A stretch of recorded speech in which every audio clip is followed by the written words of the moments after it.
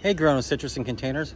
Today let's talk about making some cuttings and rooting them after our summer prune. Let's get it on.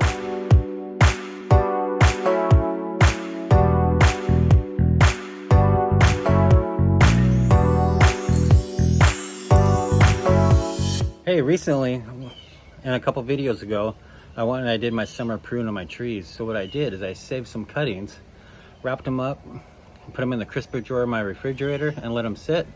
And now I got some time to show you guys how to root some cuttings so you can enjoy some more delicious, awesome fruit later in a couple years. But for now, let's get into the video. All right, y'all, let's talk about some of the stuff you need. You need a container for holding your medium and your cuttings, a cutting device, rooting hormone, naturally your cuttings,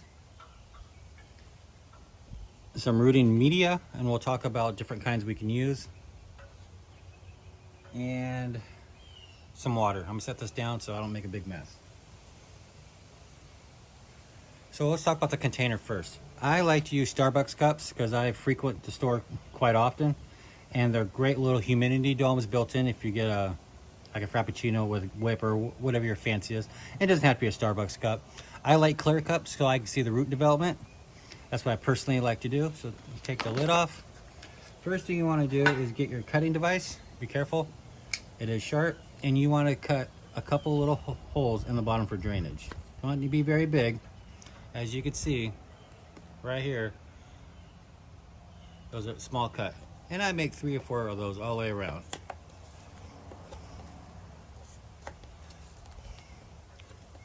So what I like to do is get that all cut out, and it's great.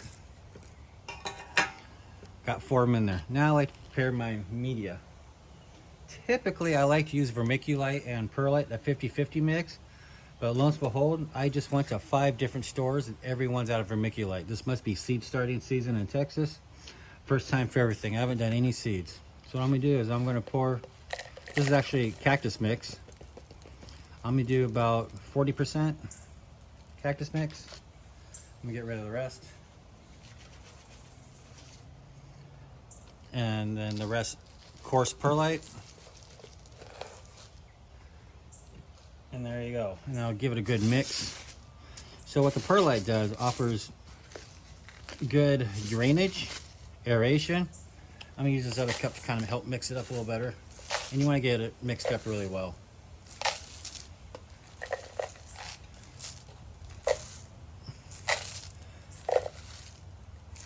There you go. That's about good. For the sake of keeping this video not too terribly long, I'm gonna call that good for the moment. It's about 50-50.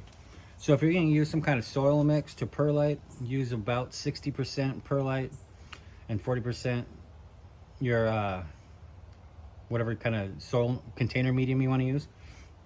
I typically like to use 50-50 perlite, like I said, and vermiculite, because vermiculite holds moisture and it drains it right out, and the perlite just adds a little bit more aeration and extra drainage. So I might be careful with these cuttings. All right, so now we got our cuttings. Here I have one of my mandarins, and believe it or not, I'm gonna put all in the same thing. So I'm gonna remove the bottom leaves. And mind you, it's not gonna be very tall, so I have to kind of gauge it. So I'm just gonna go remove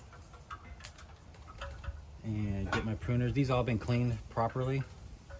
So this can't be very tall, so I'm gonna cut it right about here. Get rid of that. And what you want to do is with your leaves is you want to cut your leaves in half. This helps reduce transpiration, and which is moisture loss while you're trying to get your cuttings going. And you only need to have 2. Let's measure it again. That's a little too tall. So I'm gonna do is I'm gonna cut it down to a node, which is gonna be right about here, and leave one node exposed, because I'm gonna take my sharp cutting device and I'm just going to scratch it, because this is where the roots should come form from. And I do this with my figs, pomegranates, citrus, you name it. This is how I typically root. Alrighty. Now I'm going to take my media, and I'm gonna get it wet. It's gonna drain right through. I have holes in there, it's gonna make a mess, but I am okay with that. So I'm gonna drop it down so it doesn't go completely everywhere. Also known as not over me, and I'm gonna thoroughly saturate it to where it's completely soaked. Let it drain out, get a little squeeze. Okay, we're back. So now my media is completely 100% saturated. So let's get these other cuttings. This one here is one of my other variegated species. I believe it's my variegated navel. So let's remove these leaves. This one's just a fun experiment. I've never tried rooting this one before. Don't really have much ambition for it. Haven't had any fruit off it, so I don't know if I like it or not. So once again, I'm gonna take, well, let's take off these top ones so I don't need them. Cut these in half or so. To do what? To prevent the transpiration. Measure. Take it down to a node with a leaf I just removed. Take it down, a little chop. And once again, I'm going to scratch. On this side, doesn't have to be a perfect scratch. You just want to get it scratched by the node. So that makes 2. And here's the one I've had the most success with rooting. This is my variegated pink Eureka lemon. Of all the ones I've tried to propagate, this has been my beast. And it's a thicker cutting, so it's going to probably root really, really fast and easy. Oh, I gotta clean this mess up before my dogs get to it, that's for sure. Once again, I leave 2 leaves, cut them in half, so I can, or more, to prevent transpiration. Oh. Give it a measure. Yeah, I'm just gonna take off to the node right here. There we go. And then give it a scratch like we did on the other ones. There we go. All right, so I got my 3 cuttings. Let's clean up this a little bit here. 1, 2, a mandarin, an orange, and the thick one's gonna be the VPE. So now we got our rooting hormone. I use this one strictly for citrus, and my trees are healthy, so I'm not worried about introducing anything bad. So I'm gonna go in there, give it a good dip, a little shake, and I'm gonna take it and I'm gonna push it down about so. That's about 3/4, 80% of the way down or so.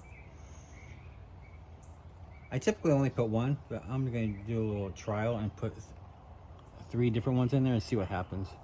These little skinny ones, I gotta be really careful to keep them moist because they are less thick and they could dry out faster, but who knows? We'll give it a whirl, right? And these roots get entangled. They'd be so small, it'll be really, really easy. And now your humidity dome, which would be, ooh, I need to trim this leaf down more. This is really protruding. That's bad on me. See, sometimes we make mistakes. All right, there we go. And we got our humidity dome. Now I'll take this cup that has my 3 cuttings and I'm going to put it in my kitchen window. Since it's still, I'm in Texas, our house doesn't get too terribly cold at night. And then I'll spritz this every so often to keep the inside of the leaves moist, not wet, but just moist. And I can easily check on the moisture of the media. You want it damp, not wet, not dry, just moist. Now, if you're doing this in your garage, like I used to in the Pacific Northwest, I would have a heat mat underneath because I did most of my cuttings during the winter. I was too focused on my short growing season for everything else. So if you have a heat mat, rooting temperature is usually like 75 to 80 degrees is good.